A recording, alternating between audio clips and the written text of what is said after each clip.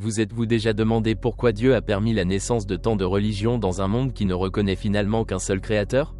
Cette question, qui touche au plus profond de notre spiritualité, fascine les théologiens, les philosophes et les croyants depuis des siècles. La Bible, à travers ses récits, nous offre des réponses qui peuvent éclairer le chemin de ceux qui cherchent à comprendre le mystère de la pluralité religieuse. Si vous souhaitez en découvrir davantage et enrichir votre voyage spirituel, abonnez-vous à notre chaîne et rejoignez-nous pour explorer ces thèmes profonds. L'histoire de la tour de Babel, racontée dans la Genèse, est un point de départ essentiel pour comprendre les racines de la diversité entre les peuples et les religions. Immédiatement après le grand déluge, alors que toute l'humanité parlait une seule langue, les hommes décidèrent de construire une ville avec une tour qui atteignait le ciel.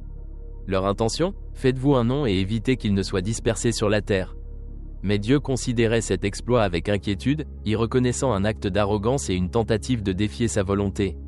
Ainsi, dans un acte de justice et de miséricorde, Dieu a confondu les langues des hommes, les dispersant à travers le monde. Cette fragmentation a non seulement donné naissance à des langues différentes, mais aussi à des cultures différentes et, au fil du temps, à des religions. Cette histoire nous invite à réfléchir sur la façon dont la diversité culturelle et religieuse fait partie du plan divin.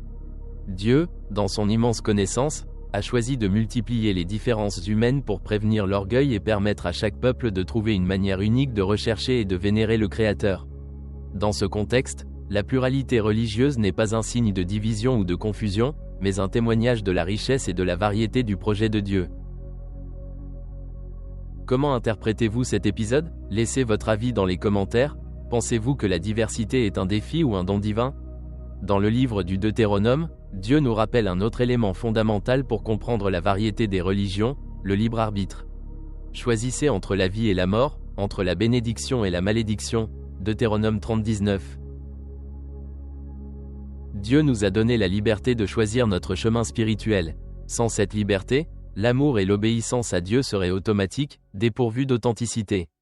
Ce libre arbitre a permis, au fil des millénaires, d'interpréter la réalité spirituelle de différentes manières, donnant naissance à de nombreuses traditions religieuses. La Bible nous montre de nombreux exemples de la manière dont les humains ont exercé leur libre arbitre, avec des résultats variés. Dans le Jardin d'Éden, Adam et Ève ont décidé de désobéir à Dieu, entraînant ainsi des conséquences durables pour l'humanité. Cet acte de rébellion souligne la puissance du don du choix. L'homme est libre de choisir, même si son choix peut aller à l'encontre de la volonté divine.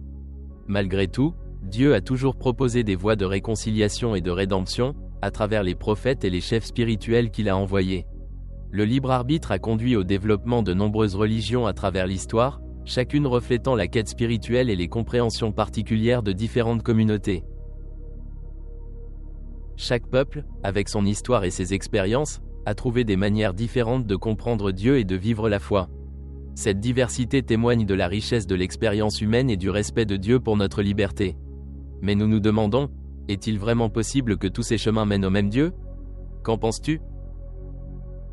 Un autre thème central de la Bible est celui des révélations progressives. Dieu, tout au long de l'histoire, s'est révélé à l'humanité de différentes manières, selon les époques et les circonstances. La lettre aux Hébreux déclare « Dieu, après avoir parlé de plusieurs manières et plusieurs fois au Père par les prophètes, dans ces derniers jours, nous a parlé par le Fils. » Hébreux 1:2. Ce verset nous montre que Dieu a choisi de révéler sa volonté progressivement, en s'adaptant à la capacité de compréhension des gens. La révélation définitive s'est produite avec Jésus-Christ, mais avant lui, Dieu avait parlé à travers les patriarches et les prophètes.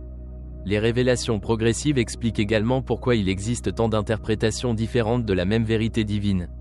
Chaque communauté, en fonction de sa culture et de son histoire, a reçu et interprété la révélation divine de manière distincte.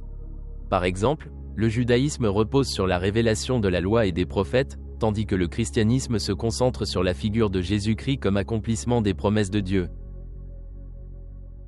Même l'islam, bien qu'ayant des origines communes avec le christianisme et le judaïsme, considère Mahomet comme le dernier des prophètes et le Coran comme la révélation finale de Dieu. L'idée de révélation progressive nous aide à comprendre pourquoi il y a tant de confessions au sein d'une même religion. Tradition. Dans le christianisme, par exemple, catholiques, orthodoxes et protestants partagent une foi commune en Jésus-Christ, mais ils interprètent les Écritures et les sacrements de différentes manières. Ce processus de diversification a été influencé par de multiples facteurs, notamment des différences culturelles, politiques et théologiques. Cependant, la diversité ne doit pas être considérée comme un obstacle, mais comme une opportunité d'enrichir notre compréhension du divin. Les différentes cultures du monde ont également influencé la manière dont les hommes ont adoré Dieu. La Bible nous dit, d'une seule, il a fait toutes les nations des hommes, pour qu'elles habitent sur toute la surface de la terre, ayant déterminé les temps et les limites de la terre. Leur maison, afin qu'ils cherchent Dieu, Actes 17, 26-27. Ce verset nous invite à réfléchir sur la façon dont la dispersion des peuples et la formation des cultures font partie du dessein divin, afin que chaque nation puisse chercher et trouver Dieu dans son propre contexte. Les religions sont donc nées dans des environnements culturels, historiques et géographiques uniques, qui ont profondément influencé la manière dont les gens percevaient et adoraient le divin. Par exemple, le judaïsme ancien, qui s'est développé dans un contexte désertique et nomade, mettait l'accent sur le monothéisme et l'obéissance à la loi. À l'opposé, les religions grecques et romaines, nées dans un contexte urbain et commercial, ont développé un panthéon de divinités reflétant la complexité de la vie quotidienne. En Asie, l'hindouisme et le bouddhisme sont profondément enracinés dans les philosophies locales, qui considèrent le divin comme immanent au monde et à l'individu. Même en Afrique, les religions traditionnelles entretiennent un lien profond avec la terre et avec les ancêtres, reflétant l'interconnexion entre la communauté et la nature. Chaque religion apporte donc une vision unique de la réalité, mais elles partagent tout un désir commun, rechercher le sacré et vivre en harmonie avec le dessein divin. À la lumière de tout cela, nous pouvons voir la diversité des religions non pas comme un signe de division, mais comme une manifestation du dessein créateur de Dieu, que nous montrent les diverses expressions de la foi, nées de la dispersion de Babel et du don du libre arbitre. La richesse de la recherche spirituelle humaine. Dieu, dans son amour infini, a permis à chaque peuple de développer son propre langage pour parler avec lui, sa propre manière de vivre la foi. La pluralité religieuse est donc le reflet de la complexité et de la beauté de la création.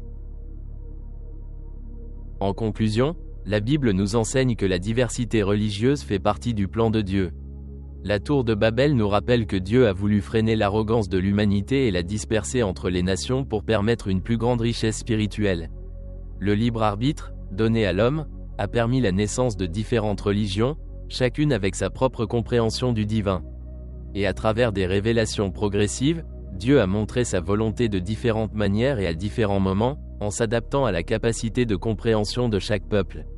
Mais la question demeure, comment vivre aujourd'hui cette diversité religieuse ? Comment interprétez-vous la multiplicité des confessions dans le monde ?